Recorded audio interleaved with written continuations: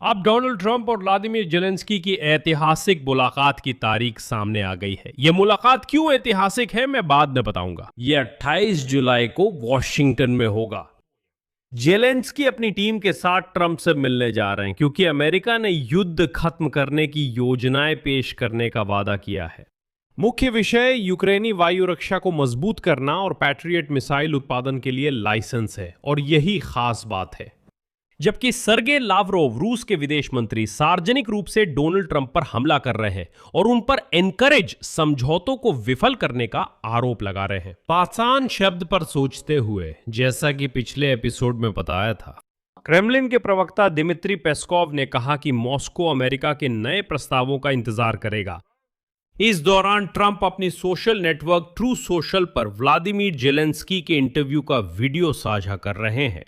यह interview Laura लूमर ने लिया था, वही मैगा ब्लॉगर जो कुछ समय पहले तक यूक्रेनियों को नाजी कहती थी और रशिया टुडे के लिए कॉलम लिखती थी, लेकिन अब सार्वजनिक रूप से कह रही हैं, उद्धरण, रूस हमारा दोस्त नहीं है। इस इंटरव्यू में जेलेंस्की स्वीकार करते हैं कि बंद दरवाजों के पीछे आखिरकार उनकी और डोनाल्ड ट्रंप की आपस में समझ बन गई है और अब ट्रंप यूक्रेनी राष्ट्रपति पर भरोसा करने लगे हैं और मानते हैं कि असल में व्लादिमीर पुतिन ही है जो युद्ध खत्म नहीं करना चाहते। इस एपिसोड में हम जानेंगे कि जेलेंस्की और ट्रंप कब और किस विषय पर चर्चा करेंगे। लॉरा लूमर के साथ क्या हुआ कि वो अब हमारी बड़ी सहयोगी है। जेलेंस्की ने उन्हें ट्रंप के साथ संबंधों के निर्णायक मोड़ के बारे में क्या बताया और उन्होंने सोवियत संघ के बारे में क्या बताया, जिसमें रूस फिर से बदल सकता है। और इस स्थिति में क्रेमलिन खाली हाथ क्यों रह जाता है। तो यहां मैं बस संक्षेप में याद दिला दूं कि डोनाल्ड ट्रंप ने व्लादिमीर पुतिन को 8 जुलाई को फोन करने का वादा किया था, लेकिन उन्होंने अब तक फोन नहीं किया। मेरा नाम एलेक्से पेचिए। आइए हम सब मिलकर इस विषय पर चर्चा करें। लेकिन शुरू करने से पहले मैं आपसे अनुरोध करता हूं कि आप इस YouTube चैनल को सब्सक्राइब करें। हम 3 लाख सब्सक्राइबर के आंकड़े की ओर बढ़ रहे हैं, इसलिए आपकी सब्सक्रिप्शन के लिए मैं खास तौर पर आभारी रहूंगा। तो अब इसे आधिकारिक रूप से कहा जा सकता है। यूक्रेन के राष्ट्रपति व्लादिमीर जेलेंस्की वॉशिंगटन में डोनाल्ड ट्रंप और उनकी टीम से मिलेंगे, और इस बार दौरे का माहौल दोनों नेताओं की पिछली मुलाकातों से काफी अलग है। व्लादिमीर जेलेंस्की की संयुक्त राज्य अमेरिका की यात्रा मंगलवार 28 जुलाई को निर्धारित है। रॉयटर्स ने व्हाइट हाउस के एक अधिकारी के हवाले से लिखा है कि डोनाल्ड और यूक्रेन के राष्ट्रपति जेलेंस्की मंगलवार को वॉशिंगटन में मिलेंगे। थोड़ी देर बाद सुस्पिल्ले ने स्पष्ट किया कि ट्रंप के साथ बातचीत के अलावा जेलेंस्की सीनेटर लिंडसे ग्रैहम की विदाई समारोह में भी शामिल होंगे, जिनका 11 जुलाई को 71 वर्ष की उम्र में हृदय संबंधी बीमारी की जटिलताओं के कारण निधन हो गया। कम से कम यही आधिकारिक संस्करण है। लिंडसे ग्रैहम का अंतिम संस्कार वॉशिंगटन में उसी दिन 28 जुलाई को होगा। और अब फरसू यूक्रेनी मीडिया के अनुसार मुलाकात का समय अभी तय नहीं हुआ है, क्योंकि यह सिर्फ जेलेंस्की और ट्रंप की कोई औपचारिक मुलाकात नहीं है। मामला इससे कहीं ज्यादा गंभीर है। 22 जुलाई को जेलेंस्की ने ट्रंप के विशेष प्रतिनिधियों स्टीवन विटकोव और जैरेड कुश्टर से फोन पर बात की थी।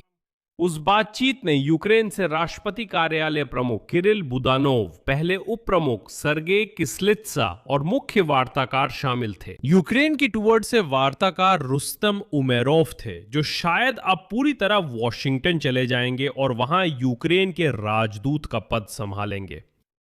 और इस बातचीत के अगले ही दिन 23 जुलाई को प्रेस कॉन्फ्रेंस में जेलेंस्की ने यात्रा की घोषणा की और उन्होंने कहा कि अमेरिकी पक्ष वहां वॉशिंगटन में युद्ध समाप्त करने के लिए कुछ योजनाएं और रूपरेखाएं साझा करेगा, जिन्हें बाद में रूसियों के साथ भी चर्चा के लिए रखा जाएगा। यानी स्टीवन विटकोव ने असल में जेलेंस्की को वॉशिंगटन आने के लिए आधिकारिक रूप से आमंत्रित किया, जबकि पुतिन 8 जुलाई से ही डोनाल्ड ट्रंप के फोन का इंतजार कर रहे हैं। यहां यह भी महत्वपूर्ण है कि सबसे पहले अमेरिकी यूक्रेन के साथ युद्ध समाप्त करने की भविष्य की योजनाओं पर चर्चा करना चाहते हैं, और उसके बाद ही ये सब रूसियों के साथ चर्चा के लिए जाएगा। आगे बढ़ते हुए आज पेस्कोव ने स्वीकार किया कि क्रेमलिन में वे इन खबरों का इंतजार कर रहे हैं कि कब उन्हें बताया जाएगा कि ट्रंप और जेलेंस्की ने क्या फैसला किया। और इसी संदर्भ में मार्क रूबियो के मनीला में सरगेई लावरोव से मुलाकात के बाद दिए गए बयान का उल्लेख करना चाहिए, जब रूबियो ने कहा कि युद्ध समाप्त करने की सभी पिछली योजनाएं और तरीके काम नहीं आए। वे कहते हैं कि वे काम नहीं आए क्योंकि यूक्रेन ने आत्मसमर्पण नहीं किया। यूक्रेन ने नुकसानदायक शर्तें मानने से इनकार किया और ट्रंप द्वारा कीव पर पुतिन की शर्तें मनवाने की क्रेमलिन की उम्मीदें पूरी नहीं हुईं।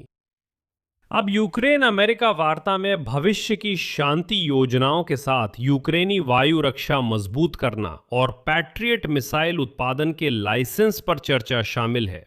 और ठीक उसी दिन जिस दिन दौरे की घोषणा हुई, एक खबर आई जिसने इस मुद्दे को और मजबूत कर दिया। पोलैंड ने संयुक्त राज्य अमेरिका को सलाह दी है कि वो यूक्रेन के साथ मिलकर पेट्रियट मिसाइल सिस्टम के लिए मिसाइलों का संयुक्त उत्पादन शुरू करें और इस उत्पादन को पोलैंड की जमीन पर स्थापित करें। आप कह सकते हैं, कहा जा सकता है कि वे इसका श्रेय लेने की कोशिश कर रहे हैं, लेकिन ऐसा नहीं कहेंगे। पोलैंड रक्षा मंत्रालय की उप प्रमुख मगदलेना साप्कोवियाक-चेर्नेचका ने इस पर ब्रीफिंग में जानकारी दी। उनके शब्द इस प्रकार है, उद्धरण, हमने प्रस्ताव दिया कि यह त्रिपक्षीय सहयोग हो, यानी अमेरिका, यूक्रेन और साथ ही पोलैंड, क्योंकि बात इस उत्पादन की सुरक्षा की है ताकि यह उत्पादन सुरक्षित स्थान पर किया जा सके। असल में तर्क स्पष्ट है और हमारे लिए बहुत फायदेमंद है। पोलैंड के क्षेत्र में पेट्रियट इंटरसेप्टर बनाने वाला कारखाना नेटो की सुरक्षा में है, जहां रूसी मिसाइलें बिल्कुल नहीं पहुंचेंगी और रूस भी वहां हमला करने की हिम्मत नहीं करेगा। मैं याद दिला दूं कि ट्रंप ने 8 जुलाई को अंकारा में नाटो समिट के दौरान ज़ेलेंस्की के साथ बैठक में पेट्रियट के उत्पादन का अधिकार यूक्रेन से वादा किया था। हालांकि उसी समय ब्लूमबर्ग ने चेतावनी दी थी कि ऐसा उत्पादन शुरू करने में काफी समय लगेगा और इससे जल्दी खत्म हो चुके भंडार को फिर से भरना संभव नहीं होगा। लेकिन फिर भी ये बड़ी उपलब्धि है, क्योंकि आज की तारीख में संयुक्त राज्य अमेरिका के अलावा पेट्रियट इंटरसेप्टर मिसाइलों के उत्पादन का लाइसेंस केवल जर्मनी और जापान के पास ही है। यानी अब दुनिया में 3 देश है, यूक्रेन तीसरा है। अब वोलोदिमिर ज़ेलेंस्की की अमेरिका यात्रा और वहां होने वाली चर्चा के संदर्भ में यह कहना चाहिए कि मागा आंदोलन का अधिकांश हिस्सा यूक्रेन की ओर मुड़ गया है। मागा आंदोलन की प्रमुख प्रतिनिधि लोरा लूमर आज कीव में हैं और लोरा लूमर की कहानी खास तौर पर इसलिए महत्वपूर्ण है क्योंकि यह ट्रंप समर्थक धड़े में जो माहौल बन रहा है उसे समझने के लिए बहुत कुछ बताती है। अगर चाहे तो ट्रंप खेमे में 23 जुलाई को लोरा लूमर ने सोशल नेटवर्क एक्स पर बताया कि उन्होंने कीव के मरीन्स्की महल में व्लादिमीर ज़ेलेंस्की का इंटरव्यू लिया। आगे उनकी उद्धरण है, मैंने यूक्रेन के मरीन्स्की महल में राष्ट्रपति व्लादिमीर ज़ेलेंस्की का इंटरव्यू लिया। सभी विषय खुले थे, मैंने निस्संकोच सवाल पूछे, ये सच है। उन्होंने सीधे ज़ेलेंस्की से पूछा कि क्या यूक्रेन में नाजी है और यहां तक कि कुछ बहुत अजीब सवाल भी किए। उदाहरण के लिए, क्या यह सच है कि ज़ेलेंस्की ने इमैनुअल मैक्रों के साथ मिलकर नशा किया था, जैसा कि रूसी प्रचार में लिखा गया था? हाँ, कुछ अजीब सवाल थे, लेकिन ये इंटरव्यू यूक्रेन के लिए बहुत महत्वपूर्ण था। मैं बताता हूं क्यों। पहले जानते हैं लोरा लूमर कौन है और क्यों ये बड़ी बात है कि वो कीव में है और ज़ेलेंस्की का इंटरव्यू ले रही हैं। लोरा लूमर एक अल्ट्रा राइट विंग अमेरिकी ब्लॉगर है जो डोनाल्ड ट्रंप के काफी करीब मानी जाती है और जिनकी वाकई में बहुत बड़ी ऑडियंस है। और कई सालों तक वो अमेरिकी आइसोलेशनिस्ट्स की आवाज रही है जो कहते थे कि सबसे पहले सिर्फ अमेरिका मायने रखता है और बाकी पूरी दुनिया को नजरअंदाज किया जा सकता है। हाँ, वही बात है। वो अमेरिकी आइसोलेशनिस्ट्स की आवाज थी जो यूक्रेन को मदद बंद करने की मांग करते थे। उन्होंने स्पष्ट रूप से कहा था, यूक्रेनियों को नाजी कहा था। उन्होंने ज़ेलेंस्की और यूक्रेनी अधिकारियों की आलोचना की थी। उन्होंने यूक्रेनी मीडिया के खिलाफ खुलेआम सूचना अभियान चलाए थे। उन्होंने रूसी प्रचार के नैरेटिव्स फैलाए थे और 2021 से उन्होंने रशिया टुडे के लिए कई कॉलम लिखे।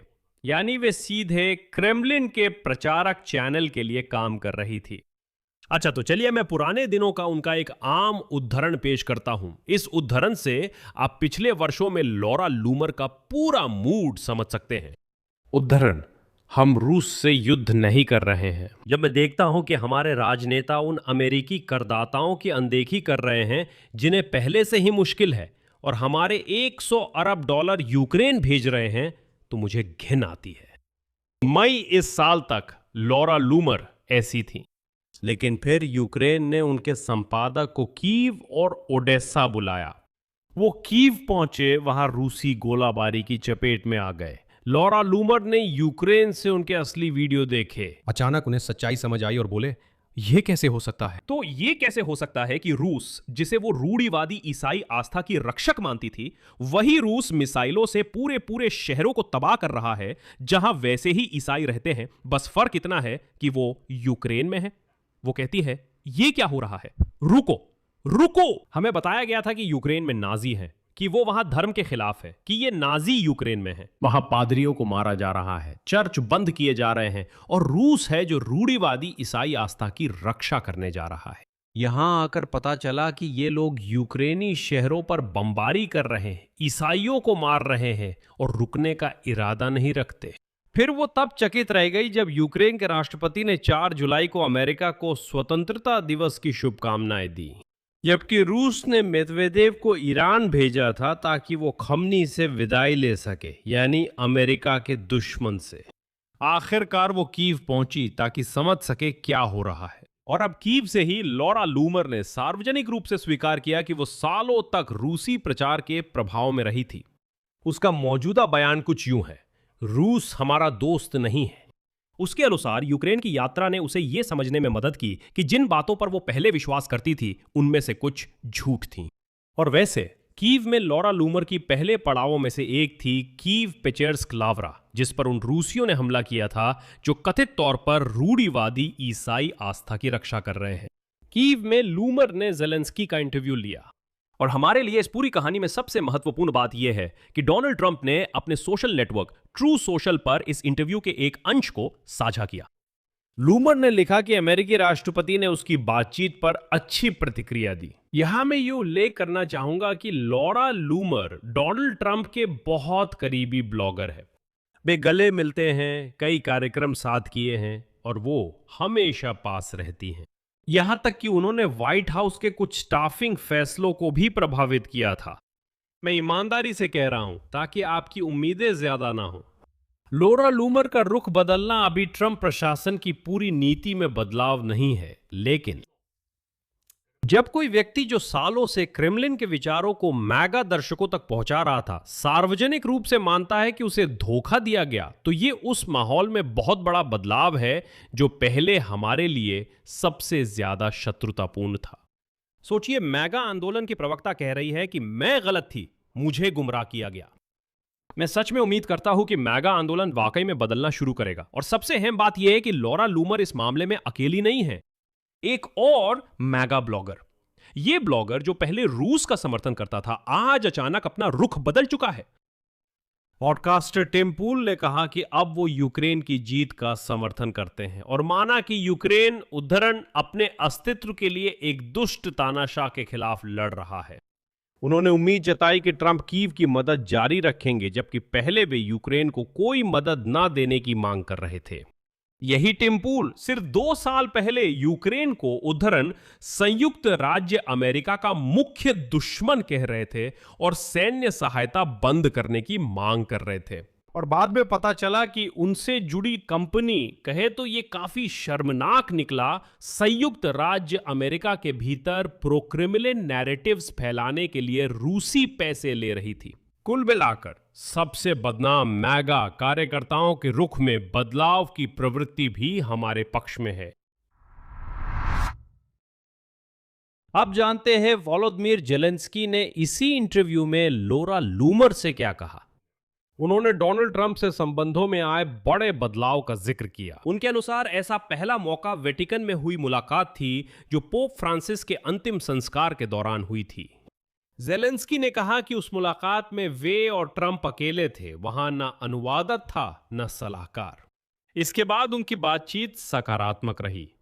दूसरी बात, और यही मुख्य बिंदु है जिसे उन्होंने खास तौर पर अमेरिकी दर्शकों को संबोधित किया, जेलेंस्की ने समझाया कि यूक्रेन में युद्ध सीधे तौर पर संयुक्त राज्य अमेरिका से क्यों जुड़ा है। उद्धरण, मुझे लगता है कि सोवियत संघ संयुक्त राज्य अमेरिका के लिए सबसे खतरनाक दुश्मन है। अगर रूस फिर से सोवियत संघ बन जाता है तो आपको चीन और सोवियत संघ मिलेंगे, जो दुनिया की सबसे बड़ी साम्राज्य और सबसे बड़ी सेना होगी, और वे वास्तव में संयुक्त राज्य अमेरिका से बड़े और मजबूत होंगे, और ये आपके लिए वाकई खतरनाक होगा। यही वो तर्क है जो मैगा दर्शकों के साथ काम करता है। ये नैतिक कर्तव्य या लोकतंत्र के बारे में नहीं है, बल्कि अमेरिकी हितों के बारे में है। वे तो अलगाववादी हैं, वे चिल्लाते हैं अमेरिका सबसे ऊपर। ठीक है, लेकिन ये रहा आपका संदेश। अगर आप अभी रूस को नहीं रोकते तो आपको मॉस्को और बीजिंग का ऐसा गठबंधन मिलेगा जो बीजिंग को और भी मजबूत बना देगा, которая будет सильнее вас। जेलेंस्की महीनों से ट्रंप से ऐसे ही बात कर रहे हैं। ट्रंप ने अपने सोशल नेटवर्क पर उसी इंटरव्यू का हिस्सा पोस्ट किया। यह बहुत महत्वपूर्ण है। और इसी पृष्ठभूमि में क्रेमलिन सचमुच बौखला गया है। फर्क साफ नजर आता है। दिमित्री पेस्कोव, क्रेमलिन के प्रवक्ता, ने आज 24 जुलाई को कहा कि रूस युद्ध के समाधान के लिए अमेरिका के नए प्रस्तावों का इंतजार करेगा। प्रचारक जारूबीन ने कहा, तो फिर हम क्या हैं? रूस। और क्या हम तब तक इंतजार करेंगे जब तक ट्रंप और जेलेंस्की वहां कुछ नया सोचेंगे, कुछ नए फॉर्मेट्स बनाएंगे? अगर एनकरेज असफल हो गई तो क्या करें? बस बैठकर इंतजार करें? हम रूस हैं, हमें ऐसा नहीं करना चाहिए। और यहां पर पेस्कोव ने अचानक इसका जवाब दिया। उद्धरण है, हम नए प्रस्तावों का इंतजार करेंगे। बिल्कुल, वे पहले हमें स्वीकार्य होने चाहिए। उन्होंने दोहराया कि क्रेमलिन एनकरेज में विफल रहा था। आगे एक और उद्धरण है, राष्ट्रपति ट्रंप ईमानदार है और उनके वार्ताकार भी वास्तव में ऐसे विकल्प तैयार करने की इच्छा में ईमानदार है जो सभी के लिए स्वीकार्य हो। हमें जो विकल्प दिया गया हमने मान लिया, लेकिन यूक्रेन वासियों ने नहीं माना। वे यूरोपियों के उकसावे में आए यूक्रेन वासियों को झुका नहीं सके।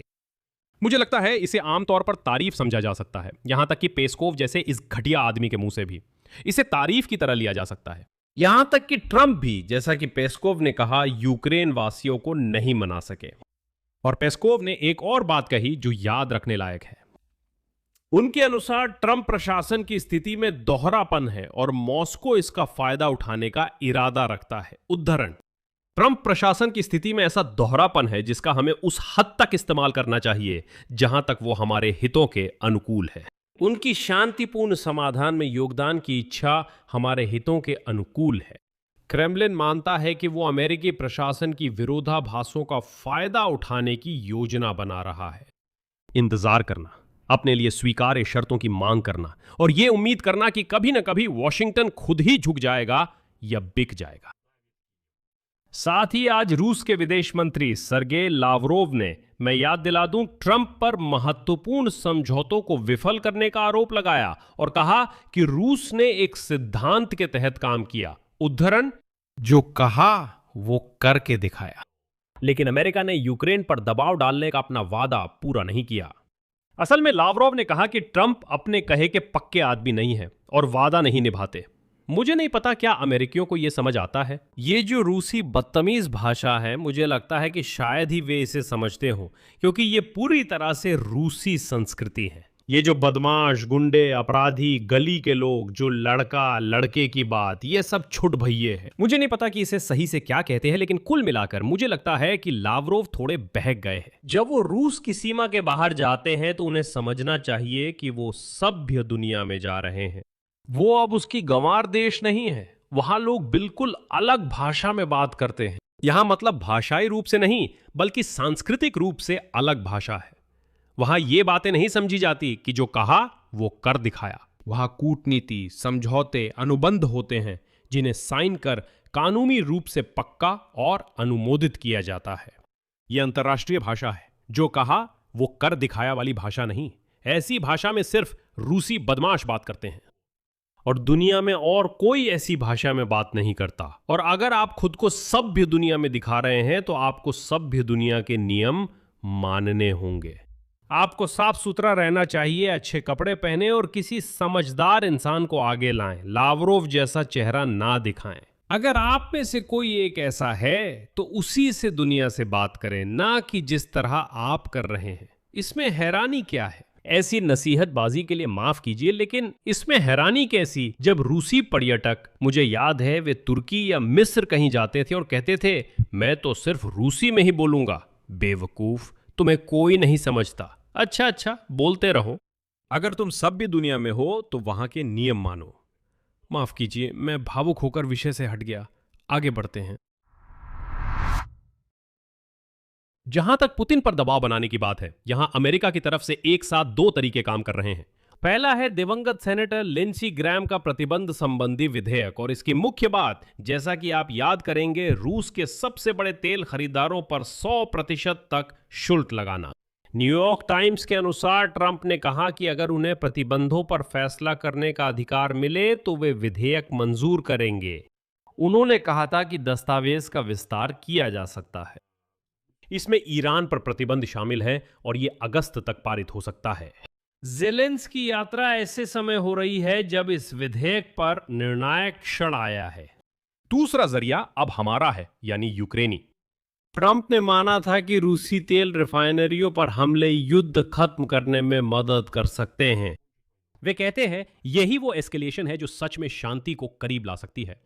मतलब अमेरिकी राष्ट्रपति वास्तव में उस चीज को मंजूरी दे रहे हैं जो हम कर रहे हैं। हर रात हम उनके तेल रिफाइनरी, वाइल्ड बेरीज के गोदाम और सैन्य कारखानों को जला देते हैं। मतलब हमारे तथाकथित लंबी मार वाले प्रतिबंध अमेरिका में किसी भी प्रतिबंध कानून से कहीं तेजी से काम कर रहे हैं। और अब ज़ेलेंस्की ये दावा कर रहे हैं कि यूक्रेन अब ऐसे ड्रोन बना रहा है जिनकी रेंज 10,000 किलोमीटर तक है, ताकि पूरी रूस को जला सके। मुझे पूरा यकीन है कि इस मौके पर रूसी लोग हंसकर कहेंगे, 10,000 किलोमीटर की क्या बात कर रहे हैं। मैं आपको याद दिला दूं, जंगली रूसी लोग तब तक हंसते रहे जब तक यूक्रेनी ड्रोन ने 3,000 किलोमीटर दूर उनके कारखानों को जलाना शुरू नहीं कर दिया था। और अब मुझे वो जोरदार हंसी सुनाई नहीं देती जब पूरी रूस में वाइल्ड बेरीज के गोदाम जल रहे हैं। अब तो ये मजाकिया नहीं रहा। अब जानते हैं कि वोलोदिमीर ज़ेलेंस्की और डोनाल्ड ट्रंप की बातचीत यूरोप से क्यों जोड़ी जाती है। आज फाइनेंशियल टाइम्स में रैंड कॉरपोरेशन के सैमुअल चरोप का एक कॉलम छपा है जिसमें वे लिखते हैं, युद्ध अब ऐसे मोड़ पर है जब असली बातचीत शुरू करनी चाहिए। यही उनका तर्क है। यूक्रेन अभी मजबूत है, इसे बातचीत में इस्तेमाल करना चाहिए। चारों के अनुसार रूस ने यूक्रेन की ताकत को महसूस किया है और असली बातचीत में वो ज्यादा लचीलापन दिखा सकता है। 28 जुलाई को ज़ेलेंस्की वॉशिंगटन में डोनाल्ड ट्रंप से मिलेंगे, ये अब तथ्य है। मेज पर अमेरिकी युद्ध खत्म करने, वायु रक्षा मजबूत करने और पैट्रियट मिसाइल लाइसेंस की योजनाएं हैं जिनके लिए अब पोलैंड भी निर्माण और सुरक्षित जमीन देने को आगे आया है।